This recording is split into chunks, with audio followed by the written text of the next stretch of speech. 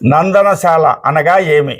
గృహమునకు తూర్పు దిశ యందు సింహద్వారము, దక్షిణ దిశ యందు ఉపద్వారము కలిగి, పడమర ఉత్తర దిశ యందు గోడలు కలిగి ఉండును. తూర్పు దక్షిణ దిశల యందు వసారాలు అనగా వాలు వరండాలు కలిగి ఉండును. ఇది కుటుంబ సమృద్ధిని కలిగించునట.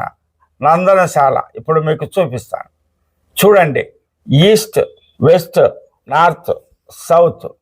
తూర్పు దిశ యందు ద్వారము, దక్షిణ దిశ యందు సబ్డోర్ అనగా ఉపద్వారము కలిగి ఉండి, తూర్పు దక్షిణాలు వసారాలు కలిగి ఉండి, తూర్పు రోడ్డున్న ఈ గృహాన్ని నందనశాల అని అందురు.